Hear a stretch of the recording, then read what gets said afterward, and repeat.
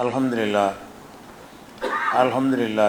நஹ்மதுஹு வ நஸ்தஈனுஹு வ நஸ்தக்ஃபிருஹு வ நஊது பில்லாஹி மின் ஷுரூரி அன்ஃபுஸினா வ மின் ஸய்யிஆத்தி அஅமாலினா மன் யஹ்திஹில்லாஹு ஃபலா முதில்ல லஹு வ மன் யுضللஹு ஃபலா ஹாதிய லஹு வ அஷ்ஹது அன் லா இலாஹ இல்லல்லாஹு வஹ்தஹு லா ஷரீக லஹு வ அஷ்ஹது அன்ன முஹம்மதன் அப்துஹு வ ரசூலுஹு அம்மா பஅத்.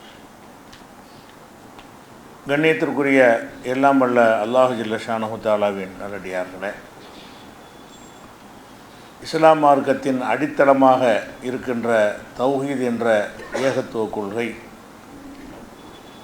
எப்படியெல்லாம் அது சிதைக்கப்படுகிறது, எப்படியெல்லாம் தவறான விளக்கம் கொடுத்து ஷிர்க் நியாயப்படுத்தப்படுகிறது என்ற விவரங்களை நம்ம தொடர்ந்து பார்த்து வருகிறோம்.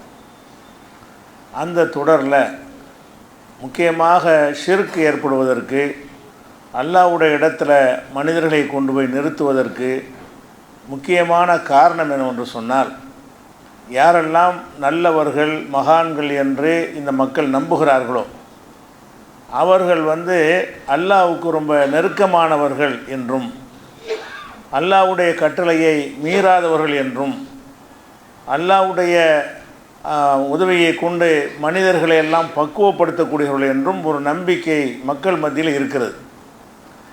தங்களை விட அந்த பெரியவர் மகான் என்பவர் தனித்துவம் பெற்றவராக இருக்கிறார் என்றும் கருதுகிறார்கள். இந்த மாதிரியான நம்பிக்கை தான் ஏகத்துவ கொள்கைக்கு ஒரு வேட்டு வைக்கக்கூடிய அம்சமாக அமைந்திருக்கிறது. எனவே இது குறித்து மக்கள் தெளிவடைய வேண்டும் என்பதற்காகத்தான் அல்லாஹ் திருக்குர்ஆனில் பல நபிமார்களுடைய வரலாறை சொல்கிறான். நபிமார்களுடைய வரலாறு என்று சொன்னால் அவங்க எந்த ஊரில் பிறந்தார்கள், எப்போது பிறந்தார்கள், எப்போது மரணித்தார்கள், இப்படி வரலாறு இருக்காது. குர்ஆனில் சொல்லப்படக்கூடிய வரலாறு அவங்க எப்படி தாவா பண்ணினார்கள், எப்படி மனிதர்களாக இருந்தார்கள் என்பதை சொல்லித் தருவதற்காகத்தான் நபிமார்களை பற்றிய வரலாறை அல்லாஹ் சொல்லித் தருகிறான். அந்த வகையில் ஒரு மனிதர் நல்லடியார் என்று இருந்தால், அதனால் அவர் இறை அன்பை பெற்றுவிட்டார், அவர் மக்களை எல்லாம் ஆன்மீகத்தில் ஈடுபடுத்தக்கூடிய வகையில், உள்ளத்தை வென்றெடுக்கக்கூடிய வகையில் சக்தி பெற்றிருக்கிறார் என்றெல்லாம் சொல்வதாக இருந்தால் அதற்கான அதிக தகுதி நபிமார்களுக்கு இருக்கிறது. ஏன்னா நாம் ஒருவரை நல்லடியார் என்று சொல்வது சந்தேகத்திற்குரியது. நம்ம நல்லடியார் என்று நினைக்கக்கூடியவர் அல்லாஹ்விடத்தில் கெட்டவராக இருக்கலாம், நாம் கெட்டவர் என்று நினைக்கக்கூடியவர்கள் அல்லாஹ்விடத்தில் நல்லடியாராக இருக்கலாம். அப்போ நல்லடியார் என்று நாம் சிலரை பற்றி நினைப்பதை விட அல்லாஹ் ரப்புல் ஆலமீன் யாரை நல்லடியார் என்று சொல்கிறானோ அவர்கள்தான் உண்மையில் நல்லடியார்கள். அந்த வகையில் முதல் இடத்தில் இருப்பவர்கள் நபிமார்கள். அவர்களை அல்லாஹ் தேர்வு செய்கிறான். தன்னுடைய மார்க்கத்தை மக்களுக்கு எடுத்து சொல்வதற்காக வேண்டி அல்லாஹ் தேர்வு செய்த அடியார்கள் தான் நபிமார்கள். அந்த ஒவ்வொரு நபியுடைய வரலாறு நம்ம எடுத்து பார்த்தோம் என்று சொன்னால் அவர்களுக்கு இந்த மனிதத்தன்மைக்கு அப்பாற்பட்ட தன்மை கிடையாது என்பதை சொல்வதற்குத்தான் அவங்களுடைய சம்பவத்தை அல்லாஹ் நமக்கே எடுத்து காட்டுகிறான். நம்ம எப்படி மனிதர்களாக இருக்கிறோமோ அந்த தன்மை தான் நபிமார்களுக்கு இருக்கிறது. நபிமார்களுக்கு இருக்கிறதுன்னு சொன்னால் மற்றவர்களுக்கெல்லாம் நிச்சயமாக அந்த தன்மை தான் இருக்கும். அதில் முதல் எடுத்துக்காட்டாக சொன்னோம் என்று சொன்னால் ஆதம் அலைஹிஸ்ஸலாத்தை முதல் நபியாக அல்லாஹ் சொல்லக்கூடியது ஆதம் அலைஹிஸ்ஸலாம். இந்த ஆதம் அலைஹிஸ்ஸலாத்தை பற்றி அல்லாஹ் நமக்கு எப்படி சொல்கிறான் என்று சொன்னால், அவரை என் கையால் படைத்தேன் என்று சொல்கிறான். இப்லீஸ்கிட்ட அல்லாஹ் பேசும்போது அவருக்கு சிரம் பணியை சொல்கிறான். இப்லீஸ் மறுக்கிறான். அப்போ அதுக்கு அல்லாஹ் உரையாடும் போது சொல்கிறான், மா மனஅக அன் தஸ்ஜுத லிமா ஹலக்து பி யதைய, என்னுடைய இரு கைகளால் நான் யாரை படைத்திருக்கிறேனோ அவருக்கு ஏன் பணியை மறுக்கிறாய்? ஆதம் அலைஹிஸ்ஸலாத்தை தன்னுடைய கைகள் திருக்கரத்தால் படைத்திருப்பதாக அல்லாஹ் குர்ஆனில் சொல்லி காட்டுகிறான். அது மாத்திரம் இல்லாமல் அவருக்கு அபரிமிதமான அறிவையும் வேறு கொடுத்துருந்தான். எந்த அளவுக்கு அறிவு என்று சொன்னால், ஆதம் அலைஹிஸ்ஸலாத்திற்கு லட்சோபலட்சம் ஆண்டுகளுக்கு முன்பிருந்த இருக்கக்கூடிய மலக்குமார்களுக்கு இல்லாத ஒரு அறிவு இப்போ தான் அவரை படைத்திருக்கிறான். படைக்கும் பொழுது அந்த அறிவு ஞானத்தோடு என்ன செய்கிறான், அவருக்கு அல்லாஹ் வழங்கியிருக்கிறான். அதுக்கு ஒரு பரீட்சை வைத்து கூட என்ன செய்கிறான், ஆதம் அலைஹிஸ்ஸலாத்தை ஜெயிக்க வைக்கிறான். சில பொருள்களுடைய பெயர்களை அவருக்கு மாத்திரம் அல்லாஹ் கற்றுக் கொடுக்குறான். கற்றுக் கொடுத்து விட்டு இவை என்ன என்று மலக்குகள்கிட்டையும் கேட்குறான், ஆதம்கிட்டையும் கேட்குறான். மலக்குமாருக்கு சொல்ல தெரியலை. ஆதம் அலைஹிஸ்ஸலாம் அனைத்து கேட்குறதுக்கெல்லாம் ஒவ்வொன்றுக்கும் பதில் சொல்கிறார் என்றால் அந்த மாதிரி அவருக்கு ஒரு ப்ரோக்ராம் பண்ணி அவர் எல்லாம் அறிந்தவர் என்கிற நிலையில் அவரை வந்து உயர்ந்த ஒரு அந்தஸ்தில் வைத்து அல்லாஹ் படைக்கிறான். அப்போ அல்லாஹ்வுடைய அல்லாஹ்வால் நேரடியாக படைக்கப்பட்டவர், அல்லாஹ்வால் நேரடியாக கற்பிக்கப்பட்டவர், எல்லா ஞானமும் நேரடியாக அல்லாஹ்வால் கொடுக்கப்பட்டவர் யார்? ஆதம் அலைஹிஸ்ஸலாம். நம்மளுக்கெல்லாம் மனிதர்களுக்கு கொஞ்சம் கொஞ்சம் அறிவு இருக்குதுன்னு சொன்னால் அவர் கொடுக்கப்பட்டதனுடைய தொடர்ச்சியாக தான் கொஞ்சம் கொஞ்சம் நமக்கு இருக்குது. நம்ம அத்தனை பேருடைய அறிவும் சேர்ந்து கொடுக்கப்பட்டவர் யார் தான்? ஆதம் அலைஹிஸ்ஸலாம் தான். அவ்வளோ பெரிய ஞானத்தை படைத்து கொடுத்துருக்கிறான் ஆதம் அலைஹிஸ்ஸலாத்துக்கு. அப்போ நேரடியாக வேறு படைத்திருக்கிறான். படைத்து ஒரு கட்டளை ஏறுறான் அல்லாஹ். என்ன கட்டளை ஏறுறான்? இந்த சோலையில் நீங்கள் வசித்து கொள்ளுங்கள், இந்த சோலையில் இருக்கிற கனிகளை எல்லாம் விரும்பியவாறு சாப்பிட்டு கொள்ளுங்கள், எந்த உணவு வேண்டுமானாலும் எவ்வளோ வேண்டுமானாலும் சாப்பிட்டு கொள்ளுங்கள். ஆனால் இந்த ஒரு மரத்தை மட்டும், அந்த எந்த மரம் என்று நமக்கு சொல்லித்தரப்படவில்லை, ஒரு மரம்னு வச்சுக்கிட்டா போதும், இந்த மரத்தை மட்டும் நீங்கள் நெருங்கக்கூடாது என்று ஒரு கட்டளை எடுக்கிறான். அப்போ மனிதத்தன்மைக்கு அப்பாற்பட்டு நபிமார்களாக இருந்தால் அப்படியே அல்லாஹ் சொன்னது அப்படியே கேட்டு நடந்து விடுவார்கள். நம்மளை மாதிரி இறைவ கட்டளை மீறுற மாதிரி அவங்களாம் மீற மாட்டாங்க. அப்படிங்கிறதுனால தானே நம்ம நல்லடியாக சக்தி இருக்குன்னு நினைக்கிறோம். அப்போ ஆதம் அலைஹிஸ்ஸலாத்துக்கு இப்படி ஒரு கட்டளை போட்டான, அந்த கட்டளை அவர் செஞ்சாரா? அவர் நபி, சிறந்த நபி, அல்லாஹ்வால் அனைத்து ஞானமும் கொடுக்கப்பட்டிருக்கிறாரு. அப்படிப்பட்ட ஒரு நபி வந்து இவ்வளோ வசதியும் செஞ்சு கொடுத்துட்டு இந்த சோலையில் உள்ள எல்லாத்தையும் சாப்பிட்டுக்க, இந்த ஒரே ஒரு மரத்தை மட்டும் நெருங்க வேண்டாம்னு அல்லாஹ் சொல்கிறான் என்றால் அந்த இறைவனுக்கு நன்றி செலுத்தும் முகமாக அவர் என்ன செஞ்சுருக்கனே, அந்த ஒரு மரத்தை நெருங்காமல் இருந்திருக்க வேண்டும். அவர் பஞ்சம் ஒன்றும் வைக்கலை, கஷ்டம் ஒன்றும் வைக்கலை, எல்லாமே கிடைக்கிறது. அப்போ எல்லா விதமான கனிகளையும் கொடுத்து விட்டு இந்த ஒரு உத்தரவு அல்லாஹ் போடுகிறான். அந்த உத்தரவை அவர் கடைப்பிடிச்சாரா? கடைப்பிடிக்கலை.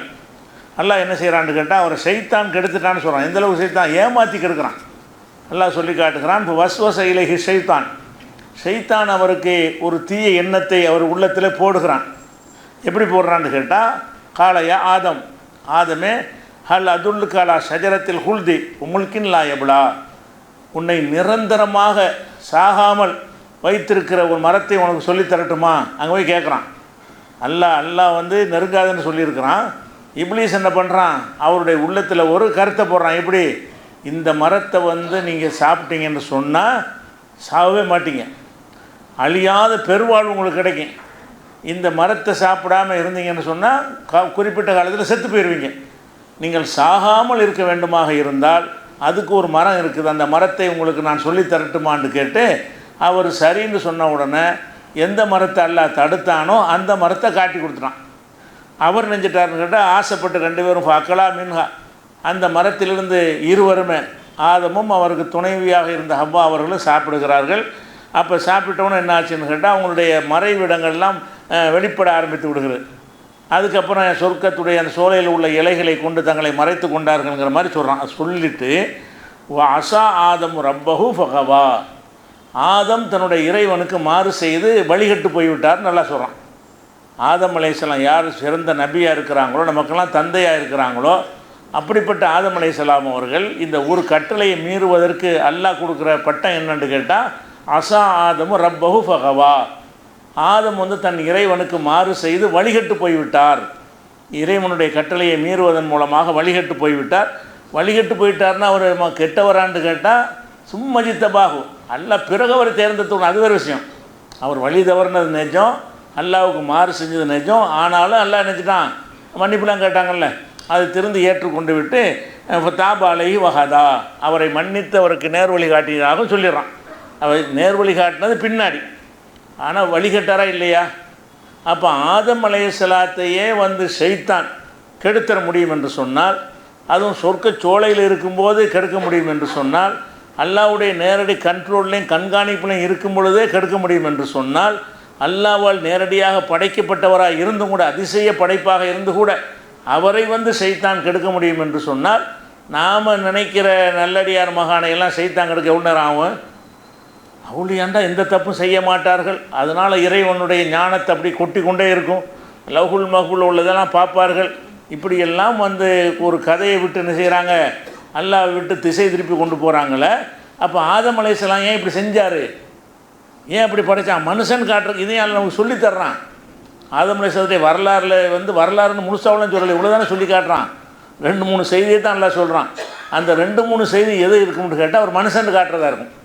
அதில் சொல்லப்படுற 2-3 செய்தி எது உடையதாக இருக்கும்னு கேட்டால், அவர் என்ன தான் என்னால் படைக்கப்பட்டாலும் சரி தான் மனிதத்தன்மையிலிருந்து விடுபட்டவராக இல்லை. எப்படி நீங்கள் சைத்தானால் வழிகெடுக்கப்படுவீர்களோ, நான் எப்படி வழிகெடுக்கப்படுவேனோ, அனைத்து மக்களும் எப்படி சைத்தானுடைய தூண்டுதலால் நம்ம தப்பு செய்து விடுவோமோ அந்த மாதிரி தான் ஆதம் அலைஹிஸ்ஸலாத்தை கூட அவன் கெடுத்துருவான். ஆதம் அலைஹிஸ்ஸலாம் நல்லடியார் தானே, கன்ஃபார்மாக நல்லடியார் தானே, நிச்சயமாக நல்லடியாராக தானே இருந்தார். நல்லடியாராக இருந்தாலும் சைத்தான் ஒரு படைப்பாளில் படைச்சிருக்கிறான், அவனிடமிருந்து மீளவுலாம் முடியாது. யாராக இருந்தாலும் தடுமாறிடுவாங்கும்போது நம்ம என்ன நினைக்கிறோம்? அவோலியாக்கள், மகான்கள், பெரியவர்கள் எல்லாம் நம்மளை பக்குவப்படுத்துவார்கள். உள்ளத்தில் நம்ம தப்பான எண்ணமெல்லாம் வருமா, அதையெல்லாம் நீக்கக்கூடிய பவர் யார்கிட்ட இருக்குதான்? மகான்கள்ட்ட இருக்கான். உயிரோடு இருக்கிற அவுளியாவாக இருந்தால் போய் என்ன செய்வாங்க? முரீது வாங்கிட்டு வந்துடுவாங்க. என்னடா முரீது வாங்குறீன்னு கேட்டால், நம்ம மனசில் தீய எண்ணங்கள்லாம் வருதில்ல, அவர்கிட்ட கையை கொடுத்து ஒரு பையத்தை செஞ்சிட்டோம் என்று சொன்னால் பவரை ஏற்றிடுவார். அவரே சைத்தானுக்கு ஆட்பட்டு போயிடுவார். அதான் இஸ்லாமிய நம்பிக்கை. ஆதம் அலைஹிஸ்ஸலாம் போனாங்கன்னா அவரெல்லாம் போகிறதுக்கு எம்மாத்திரம்? நீங்கள் வாழ்க்கையில் பார்க்கக்கூடிய மகான்கள், ஞானிகள்னு சொல்லக்கூடியவர்கள் எல்லாம் சைத்தானிலிருந்து பாதுகாக்கப்பட்டவர்களா? ரசூலுல்லாவுக்கு ரசூல்லா பற்றி சொல்லும்போது பிறகு சொல்லுவோம், அவர் ரசூலுல்லாவுக்கு தான் சொல்கிறான் அல்ல. இப்போ ஆதம் அலைஹிஸ்ஸலாத்துக்கு வருவோம். ஆதம் அலைஹிஸ்ஸலாத்தை இப்படி கெடுத்துட்டான். கெடுத்த பிறகு என்ன செஞ்சான்னு கேட்டால், அதே மாதிரி இன்னொரு இடத்துல இது எங்கே இருக்குன்னு கேட்டால் 20வது சூறாவில் 122வது வசனத்தில் தான் இந்த அவர் பாவம் செய்து வழிகட்டு விட்டார், அல்லாஹ்வுக்கு மாறு செய்தாருங்கிற செய்தி எல்லாம் சொல்லி காட்டுறான். அதே மாதிரி 2வது சூறாவில் 36வது பக்ராவில் 36வது வசனத்தில் ஃபஸல்லஹும ஷைத்தான் அன்ஹா, அந்த ஷைத்தான் என்பவன் அந்த 2 பேரையும் அந்த சொர்க்க சோலையிலிருந்து வெளியேற்றி விட்டான். ஃபஅஹ்ரஜஹுமா மிம்மா கானா ஃபீஹி, அவர்கள் எந்த நிலையில் இருந்தார்களோ அந்த உயர்ந்த நிலையிலிருந்து அவர்களை அப்புறப்படுத்தி விட்டான். அப்புறப்படுத்த உடனே அல்லாஹ் என்ன செய்கிறான்னு கேட்டால், இறங்கி கீழங்கிறான். குல் நஹ்பித்து பாலுக்கும் லிபாதின் அதுவுன், நீங்கள் இறங்கிருங்க, இனிமேல் இங்கே இருக்க முடியாது. இவ்வளோ வசதிகளை செஞ்சு தந்துட்டு ஒரு மரத்தை நெருங்க வேணாம்னு சொன்னால், அதையே மீறுவீர்கள் என்று சொன்னால் இனிமேல் இங்கே இருக்க தேவையில்லை, இனிமேல் உழைச்சி கஷ்டப்பட்டு சம்பாதிக்கிற வாழ்க்கைக்கு போங்க அப்படின்னு நல்லா என்ன செய்கிறான்னு கேட்டால் இறங்குங்கள்னு சொல்லிடுறான். இறங்கிடுறாங்க. இறங்கின உடனே அல்லாஹ்வால் நேரடியாக படைக்கப்பட்டவர் தானே, அப்படியான ஒரு சிறப்பு எல்லா ஞானமும் பெற்றவர் தானே. அவர் இறங்கினவுன்னு அல்லாஹ் என்ன செய்கிறான்னு கேட்டால், அவர் நீங்கள் போய் நேர்வழி நீங்களாக பார்த்துக்கிறங்க, உங்களுக்கு அறிவு இருக்குல்ல, உங்களோட அறிவை கொண்டு நீங்களே சிந்தித்து பார்த்து நல்லது கெட்டது அறிஞ்சிக்கிறங்கன்னு சொன்னானா? இல்லை. அனுப்பும்போது சொல்கிறான், நீங்கள் மனிதர் தான், எது நேர்வழி எது கெட்ட வழின்னு உமக்கெல்லாம் சொல்ல முடியாது. நீராக கண்டுபிடிச்சி நல்லதுன்னு நினைக்கிறலாம் நல்லதாக இருக்காது, நீராக கண்டுபிடிச்சி கெட்டதுன்னு நினைக்கிறலாம் கெட்டதாக இருக்காது. நல்லது எது கெட்டது என்பது நான் தான் சொல்லித்தருவேன். அந்த அந்த சொர்க்க சோலையிலிருந்து அவரை வெளியேற்றும் போது அல்லாஹ் என்ன சொல்கிறான்னு கேட்டால், இப்போ இம்மா ஏற்றி என்னக்கும் மின்னி ஹுதன், என்னிடமிருந்து உங்களுக்கு நேர்வழி வரும். நீங்களாக போய் என்ன செய்யக்கூடாது, இஷ்டத்துக்கு இது நல்லது இது கெட்டதுன்னு முடிவெடுத்துடக்கூடாது. என்னிடமிருந்து உங்களுக்கு நேர்வழி வரும். ஃபமன் தபிய ஹுதாய, எனது நேர்வழியை யார் பின்பற்றி நடக்கிறாரோ ஃபலா ஹவுஃபுன் அலைஹிம் வலாஹும் யஹ்ஸனூன், அவருக்குத்தான் பயம் இல்லை கவலை இல்லைன்னு சொல்லி அனுப்புகிறான். அப்போ ஆதம் அலைஹிஸ்ஸலாம் மனிதனுக்கு முதல்ல வந்த கட்டளை இதுதான். அல்லாஹ்விடமிருந்து முதல் கட்டளை எது? உங்கள் இஷ்டத்துக்கெல்லாம் வாழ முடியாது. நீங்கள் என்ன தான் நபியாக இருந்தாலும் நீங்கள் நல்லதையெல்லாம் கரெக்டாக சொல்லுவீங்கன்னு சொல்ல இயலாது. நீங்கள் நபியாக இருந்தாலும் மிகச்சிறந்த நல்லடியாராக இருந்தாலும் உங்கள் இஷ்டத்துக்கெல்லாம் நல்லது கெட்டதை முடிவு பண்ண இயலாது. எதை செய்யணும் எதை செய்யக்கூடாது நான் தான் சொல்லுவேன். எப்படி செய்யணும் எப்படி செய்யக்கூடாது அது நான் தான் சொல்லித்தருவேன். அப்போ என்னிடமிருந்து உங்களுக்கு ஒரு நேர்வழி வரும் என்று அல்லாஹ் என்ன செய்கிறான் அந்த வசனத்தில் 2வது சூரா 38வது வசனத்தில். அப்போ ஆதம் அலைஹிஸ்ஸலாம் ஒரு ஜீனியஸான ஒரு ஆளாக இருக்கிறாரு. அவருக்கு அல்லாஹ் என்ன சொல்லி அனுப்புகிறான்? நேர்வழி நான் சொல்கிறது தான் நேர்வழி. இப்போ நம்ம எப்படி நேர்வழியை பார்க்குறோம்? குர்ஆன் தேவையில்லை, ரசூலுல்லாஹ்வுடைய வழிகாட்டுதல் தேவையில்லை, இந்த மகான் சொல்லிட்டாருன்னா சரியாக தான் இருக்கும். அவர்லாம் நேரடியாக அல்லாஹ்வுடைய கண்ட்ரோலில் உள்ள ஆள் அப்படின்னு நினைத்து கொண்டு தானே வழிகட்டு போகிறாங்க இந்த தரிகா முரீதுங்கிற பேரில். அந்த மாதிரி வாழ்ந்ததாகத்தானே பெரியார்கள் மகான்கள்னு நினைக்கிறாங்க. ஆனால் அப்படி அல்லாஹ் படைச்சி இருக்கிறானா? ஆதம் அலைஹிஸ்ஸலாத்தை படைக்கலைன்னா மற்றவங்களாம் எப்படின்னா சொல்கிறதா இருந்தால் அல்லாஹ் ஆதம் அலைஹிஸ்ஸலாத்தை தானே நேரடியாக எல்லா கல்வியும் கொடுத்தது சொல்கிறான். அனைத்து ஞானத்தையும் கொடுத்து தானே மலக்குமார்களை ஜெயிக்க வைக்கிறான். அவ்வளவு அறிவு ஆற்றலை கொடுத்திருந்து கூட அவர் வந்து பூமிக்கு வந்த பிறகு என்னை எப்படி வணங்கணும், என்னென்ன செய்யணும், எதை சாப்பிடணும், எதை சாப்பிடக்கூடாது, எல்லா விஷயத்தையும் அவருக்கு கற்றுக் கொடுத்தான். நான் தான் உனக்கு சொல்லித் தருவேன், என்கிட்டேருந்து மெசேஜ் வந்துக்கிட்டே இருக்கும் அப்படின்னு அல்லாஹ் சொல்வானேயானால் அப்போ என்ன விளங்குகிறது? ஆதம் அலைஹிஸ்ஸலாம் போன்றவர்களாக இருந்தாலும் மனிதர் என்ற நிலையை விட மேலே ஏற முடியலை, ஒரு படி மேலே ஏற முடியாது. மனிதர்லேயே நல்ல மனிதர்ன்று முதல் இடத்துல நின்று கொள்ளலாமே தவிர மனிதன்கிற தரத்தை தாண்டி வேறு ஒரு நிலைக்கு போக முடியுமா? போகவே முடியாது. கடைசி வரைக்கும் நீங்கள் மனிதராக தான் இருந்தாகணும். அப்போ மனிதத்தன்மையாக இருந்த காரணத்தினால் அல்லாஹ் என்ன செய்கிறான்னா, மனுஷன் வந்து எனக்கு ஏற்கனவே நீங்கள் செய்தான் சொன்னதை கேட்டு அந்த கனியை சாப்பிட்டீங்க, பூமிக்கு போன பிறகு செய்ய மாட்டீங்கன்னு சொல்ல இயலுமா? உங்களை அங்கே வந்து செய்தான் கெடுக்க மாட்டானா? நீங்கள் தப்பான வழியை நல்லதுன்னு சொல்லிட மாட்டீங்களா? நல்ல வழியை வந்து நான் கெட்டதுன்னு சொல்லிட மாட்டீங்களா? ஏற்கனவே நீங்கள் ஒரு செய்தான் கெடுத்து காட்டிட்டானே. அப்போ நீங்கள் என்ன தான் அறிவாற்றல் உள்ளவராக இருந்தாலும் எல்லாரையும் கெடுக்கிற மாதிரி ஆதம் அலைஹிஸ்ஸலாத்தையும் செய்தான் கெடுத்துருவான், கெடுத்து இருக்கிறான். ஏற்கனவே கெடுத்து இருக்கிறன்னு தான் அல்லாஹ் சொல்லி காட்டுறான். நீ போயிரு, போன பிறகு உன் இஷ்டத்துக்கு நடக்காத நான் சொல்லுவேன். எதுக்காக இந்த வார்த்தையை சொல்கிறான்? நீ சிந்திச்சு பார்த்து நடந்துக்கன்னு சொல்லலாம்ல. சிந்தித்து பார்த்தா கூட நல்லதை கண்டுபிடிச்சா கூட அதை செய்தான் செய்ய விட மாட்டான். நம்மளை அவன் ஜெயிச்சிருவான்.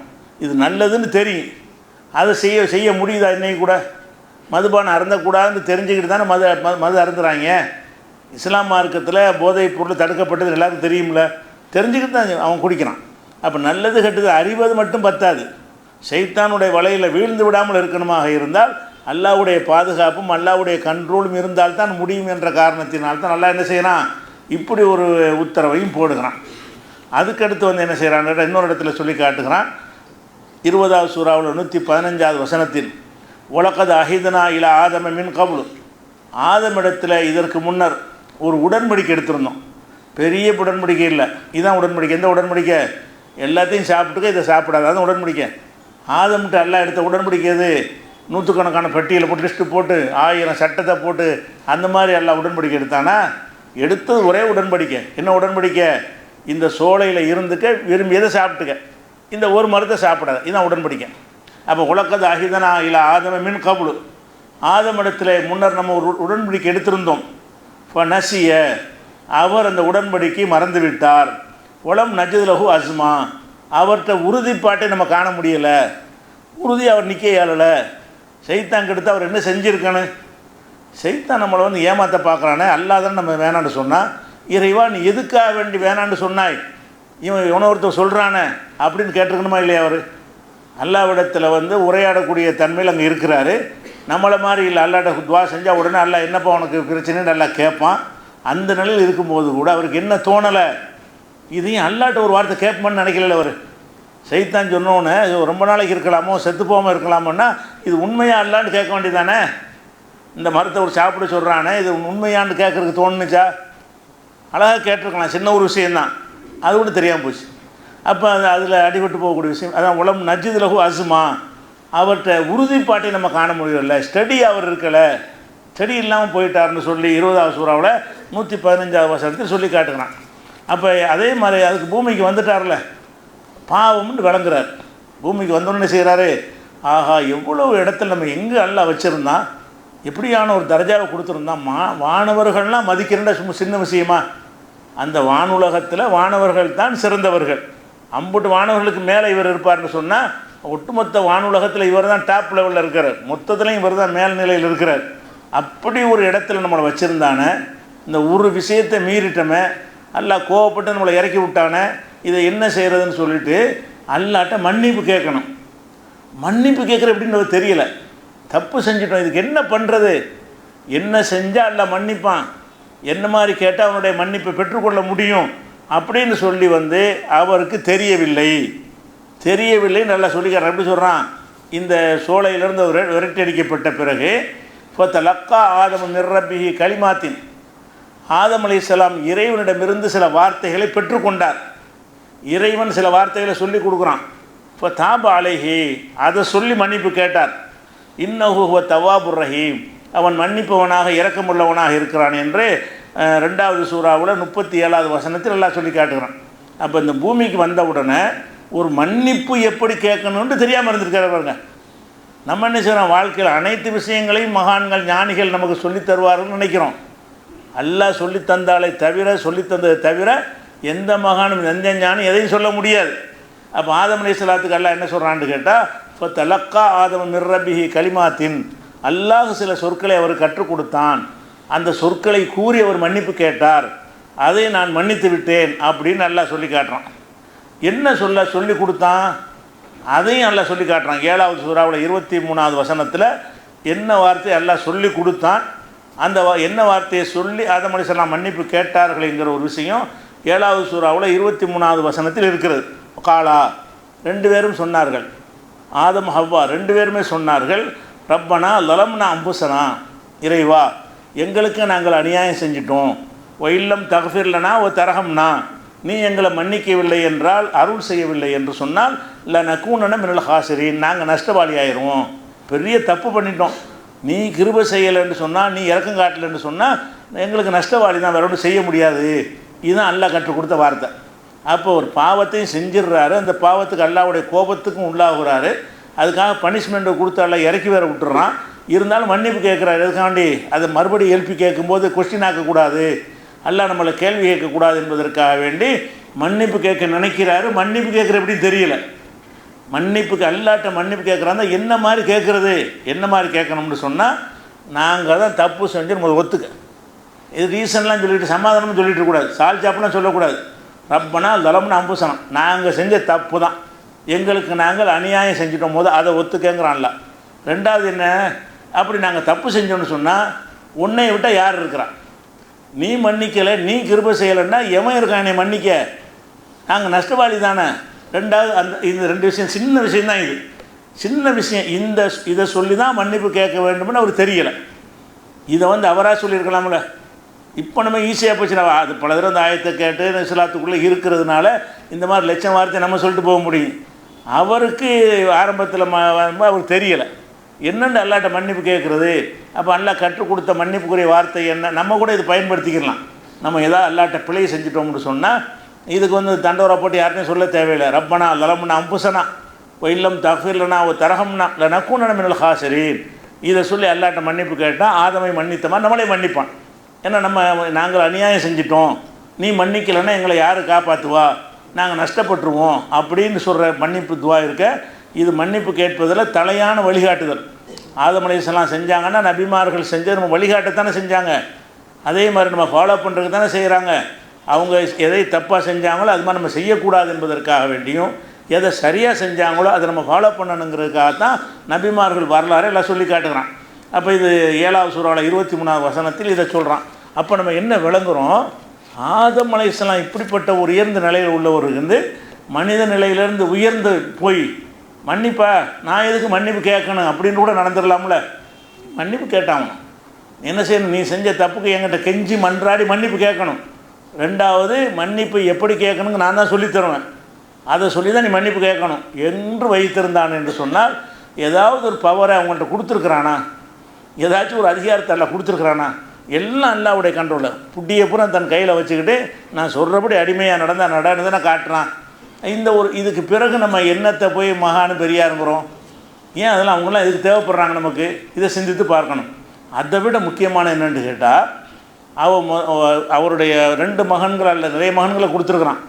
2 மகன்களுக்கு மத்தியில் ஒரு சண்டை. 2 மகன்களுக்கு மத்தியில் என்ன சண்டைன்னு கேட்டால், 2 பேரும் இறைவனுக்காக வேண்டி சில பழி எடுக்கிறார்கள். ஒருத்தருடைய பழியை எல்லாம் ஏற்றுக்கிறான், இன்னொருத்தர் பழியை ஏற்றலை. அது ஏற்றுக்கிறதுக்கு எல்லாம் என்ன செய்வாங்க, ஆரம்ப காலத்தில் எல்லாம் ஒரு பழி கொடுத்தாங்கன்னா அங்கே வானிலேருந்து நெருப்பு மாதிரி வரும், அதை எரிச்சிடும். எரிச்சிட்டுன்னு சொன்னால் இறைவனுக்கு விருப்பமான வழியில் அவன் கொடுத்துருக்குறான், உன்னுடைய பழியை ஏற்றுக்கிட்டான் அப்படின்ற மாதிரி ஒரு குரானில் வரக்கூடிய இந்த செய்தி. அதே நேரத்தில் ஒருத்தருடைய பழி கொடுக்குறாரு, அல்லாஹ் ஏற்றுக்கலன்னு வைங்க, வானிலிருந்து நெருப்பு வராது. தூக்க காலத்தில் அப்படி ஒரு செட்டப்பை எல்லாம் பண்ணியிருந்தான். அப்போ இந்த 2 பேர் என்ன செய்கிறாங்கன்னா இறைவனுக்கு ஒரு பழி கொடுக்குறாங்க. 2 மகன்கள், ஒருத்தருடைய பழியை அல்லாஹ் ஏற்றுக்கிறான், இன்னொரு பழினா குர்பானி கொடுக்குறது, இன்னொரு கொடுத்த குர்பானி எல்லாம் என்ன செய்யலை, ஏற்றுக்கலன்னு இவங்களுக்கு இப்போ தெரியும்னா இந்த அடையாளத்தின் மூலமாக தான் எல்லாம் ஏற்றுக்கிறோம். நமக்கு இப்போ தெரியாது, நம்ம ஒரு குர்பானி கொடுத்தோன்னா எல்லாம் ஏற்றுக்கிட்டான்னு உங்களுக்கு தெரியுமா, தெரியாது. ஏற்றுக்கலன்னு தெரியுமா, மறுமையிலாம் தெரியும். நம்ம ஏற்றுக்கிட்டானா ஏற்றுக்கிறலையா என்பதை அறியக்கூடிய வகையில் பிற்காலத்தில் எல்லாம் தன் கையில் எடுத்துக்கிட்டான். முற்காலத்தில் என்ன இருந்துச்சுன்னு சொன்னால் அவங்கவுங்கள கண்டுபிடிச்சிருவாங்க. நம்முடைய குர்பானி எல்லாம் ஏற்றுக்கிட்டானா நெருப்பு வந்து இறங்கி அதை சாப்பிட்ரும், ஏற்றுக்கிறலையா அது இந்த வானத்தில்னு ஒன்று இறங்கி சாப்பிடாது.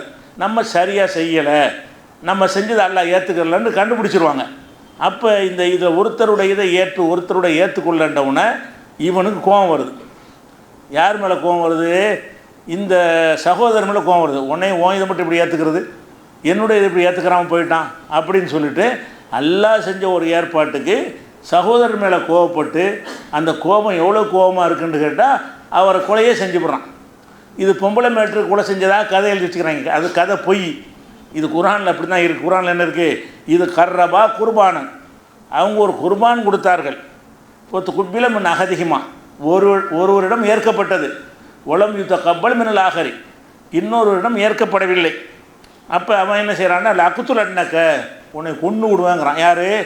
யாருடைய அந்த குர்பானி எல்லாம் ஏற்றுக்கொள்ளவில்லை அவன் சொல்கிறான் சகோதரனை கொன்று விடுவேங்கிறான். அவர் என்ன செய்கிறாருன்னா அதுக்கு நான் என்னப்பா செய்கிறது, தக்குவா இருந்தால் தான் நல்லா ஏற்றுக்கிறோம். இன்னமா எத்தகப்பலுல்லாஹ் மினல் முத்தகீன்கள்கிட்ட தான் நல்லா ஏற்றுக்கிறோம். என்கிட்ட எந்த சண்டைக்கு வர்ற அல்லாவில் ஏற்றுக்கிட்டான். என்னது ஏற்றுக்கிட்டான், உன்னை ஏற்றுக்கலன்னா உன்னை இறையச்சம் இல்லை, அதனால் ஏற்றுக்கலன்னு அவர் விளக்கம் சொல்கிறார்.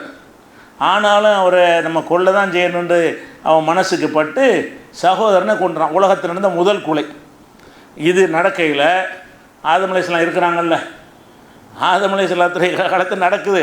அப்போ ஆதம் அலைஹிஸ்ஸலாத்துக்கு நம்ம மகன் சண்டை போடுறாங்க, ஒருத்தர் அடிச்சுக்கிற போட்டான்னு அந்த விஷயத்தை எல்லாம் எடுத்து காட்டி அந்த கொலையை தடுத்துருக்கலாமா இல்லையா? ஆதம் அலைஹிஸ்ஸலாம் பஞ்சாயத்து போட்டு வச்சுருக்கலாமா? தெரியாது. இவ்வளவு நடக்கிற விஷயங்கள் அவர் தெரியலையே. ஆதம் அலைஹிஸ்ஸலாத்துக்கு இது தெரியவே இல்லை. அப்போ அல்லாஹ்வுடைய தூதராக இருந்தால் கூட அவருடைய மகன்களுக்கு மத்தியில் உலகத்தில் பாரதூரமான குற்றம்ங்கிறது கொலை தானே. அல்லாஹ்வுக்கு செய்கிற பாவத்துக்கு அடுத்து ஒரு பெரிய பாவம் இருக்குதுன்னு சொன்னால் அது கொலை தான். ஃபஸ்ட்டு ஷிர்க்குக்கு அப்புறம் பெரிய பாவம் எது? ஒரு மனுஷனை கொல்றதுங்கிறது பாவத்திலே பெரிய பாவம். அந்த ஒரு நிகழ்ச்சி தன் குடும்பத்தில் தன் பிள்ளைகளுக்கு மத்தியில் நடக்கப் போகுதுன்னு சொன்னால் ஆதம் அலைஹிஸ்ஸலாத்துக்கு அதில் அறிவித்து கொடுத்துருத்தானா? அதை கண்டுபிடிச்சாரா, கண்டறிந்தாரா, தன் பிள்ளைகளை காப்பாற்றினாரா? அவரும் நம்மளை மாதிரி ஒரு ஆளாக பார்வையால் தான் இருந்தார், முடிஞ்சவொன்னே தெரிகிறது. அப்போ இதெல்லாம் எதுக்கு எல்லாம் சொல்லி காட்டுறான்னு கேட்டால் ஆதம் அலைஹிஸ்ஸலாத்தை இவ்வளோ உயர்ந்த இடத்தில் நான் வைத்திருந்தாலும் அவர் மனித நிலையை விட்டு மேலேறி போக முடியலை. மனுஷன் ஒரு ஏழில் நிறுத்திடுவான்ல, மனுஷன்லேயே தரஜாக்கள் இருக்கு, 1ஆவது படி 2ஆவது படி 3ஆவது படின்னு இருக்கு. லாஸ்ட்டு படிக்கு வந்தால் கூட அதுக்கு மேலே ஏற முடியுமான்னா முடியாது. மனுஷன்லேயே கொஞ்சம் மேலானவராக நீங்கள் இருக்க முடியுமே தவிர மனித நிலைக்கு அப்பாற்பட்டவராக முடியாது என்கிற இந்த பாடத்தை ஆதம் அலைஹிஸ்ஸலாம் வரலாற்றிலேருந்து கற்றுக்கொண்டோம் என்று சொன்னால் தர்கா வழிபாடு வருமா, பெரியார் வழிபாடு வருமா? வராது. இன்னும் ஒவ்வொரு நபியுடைய வரலாறும் எப்படியான பாடங்கள் இருக்கிறது என்பது இன்ஷா அல்லாஹ் அடுத்தடுத்த வாரங்களில் பார்க்கலாம். அஸ்ஸலாமு அலைக்கும்.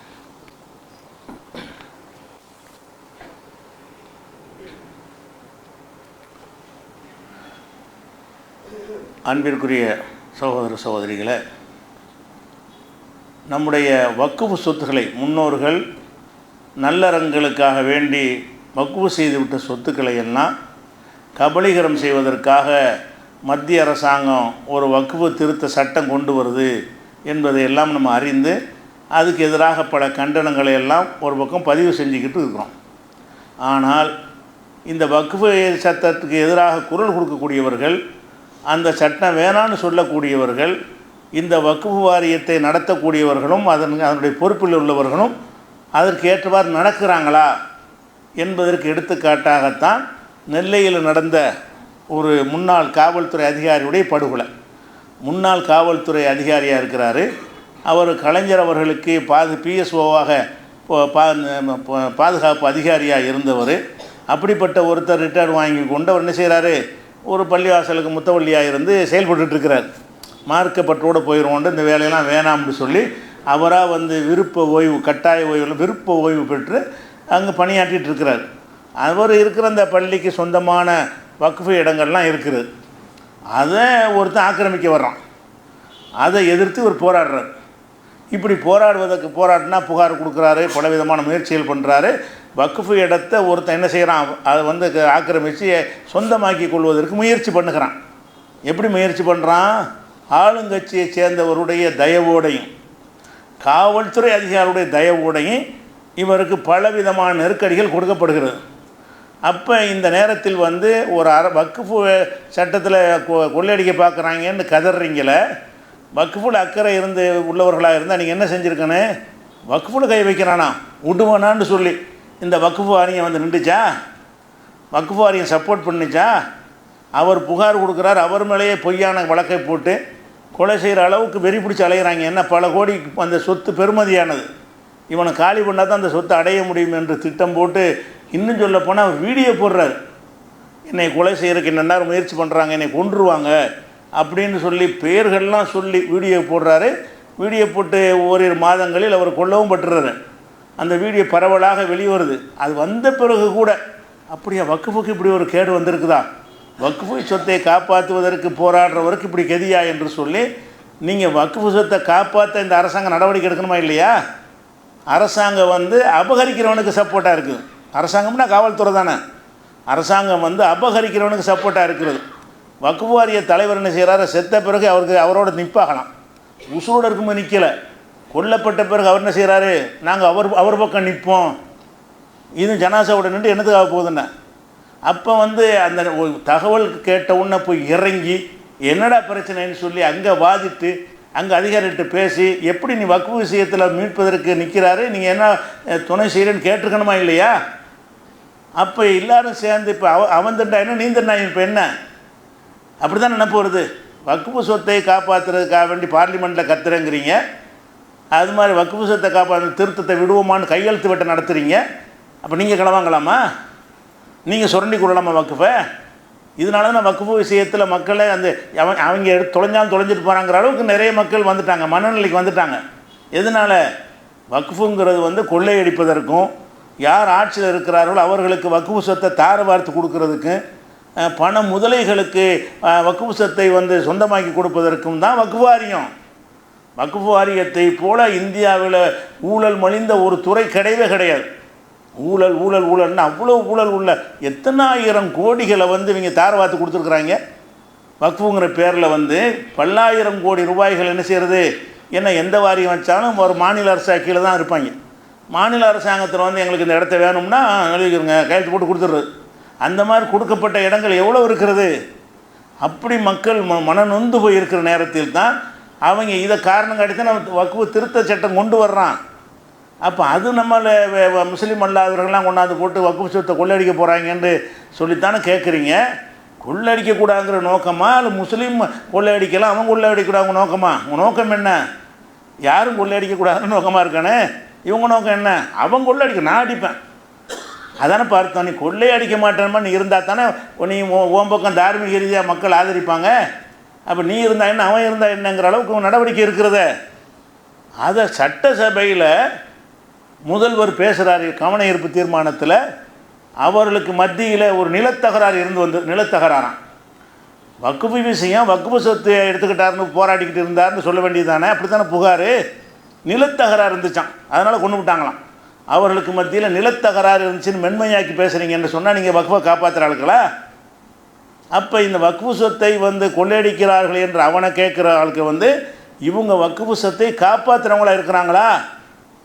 இல்லை. காப்பாற்ற போனவொன்னே கொலை செய்கிற அளவுக்கு அவன் தைரியம் வருகிறது. எந்த தைரியத்தில் கொலை செய்கிறான்? சும்மா ஆரம்பத்தில் பிடிச்சி உள்ளே போடுவாங்க, 90 நாளில் ஜாமீன் கொடுக்க மாட்டாங்க. அப்புறம் என்ன செய்யும், புசுனாக்கி விட்ருவாங்க கேஸை. இதெல்லாம் தெரியாமல் இறங்குறாங்க. கொலை செய்கிறதுக்கு ஒரு தைரியம் வருமா? ஒரு தண்டனையும் கொடுக்கப்பட போகிறதில்லை. அப்போ இதெல்லாம் வந்து ரொம்ப ஒரு இந்த வக்ஃபு விஷயங்கள் வந்து ஆட்சியாளர்களாலும் வக்ஃபு வாரியத்தில் உள்ளவர்களாலும் கபலீகரம் செய்யப்படுகிறது. அவர்கள் அந்த கபலீகரம் செய்பவர்களுக்கு, ஆக்கிரமிப்பாளர்களுக்கு துணையாக பக்கபலமாக நிற்கிறார்கள் என்பது தான் இதுவரைக்கும் உள்ள வக்ஃபு போர்டுடைய வரலாறு. இப்போவும் அதான் நடந்து கொண்டிருக்கிறது. அதையும் ஒரு தகவலுக்காக உங்களுக்கு என்ன செய்கிறோம், பதிவு செய்கிறோம். நீங்கள் ஏதாவது அல்லாவுக்காக அந்த வக்ஃபு செய்கிறத நல்ல ரீதி எழுதுகிறதா இருந்தால் வக்ஃபு மட்டும் செஞ்சிடாதீங்க. வக்ஃபு செய்யாமல் அது எப்படி எழுதி கொடுப்பதுங்கிறதுக்கு முறைகள் இருக்குது. அது உரியவர்கிட்ட கலந்து ஆலோசித்து என்ன செய்யுங்க. நாளைக்கு நம்ம எழுதி கொடுக்க வக்ஃபில் போயிடக்கூடாது. உங்கள் பேரங்காலத்தில் எவனா எடுத்துகிட்டு போயிடுவான், நீங்கள் வக்ஃபுன்னு எழுதிட்டு போயிடுவீங்க. உங்கள் காலத்தில் அது இருக்கும். உங்கள் மகங்காலத்தில், உங்கள் பேரங்காலத்தில் என்ன செஞ்சிடறேன், அதை எவனோ கபலி செஞ்சு, ஏன்னா வக்ஃபு போர்ட்டில் போயிடுச்சுல, அவங்க வைக்கிறதான் சட்டம். அது எழுதி மட்டும் கொடுத்துடாதீங்க. அது நல்லறமாக செயல்படுவதற்கு வேறு விதிமுறைகள்லாம் இருக்கிறது. அதை கலந்து ஆலோசித்து யாரும் இந்த மாதிரி செய்கிறதா இருந்தால் செய்யுங்க. வக்ஃப் போர்டுக்கு மட்டும் எழுதி கொடுத்துட வேண்டாம் என்பது ஒரு கோரிக்கையாக சேர்த்து முடிக்கிறேன். அஸ்ஸலாமு அலைக்கும்.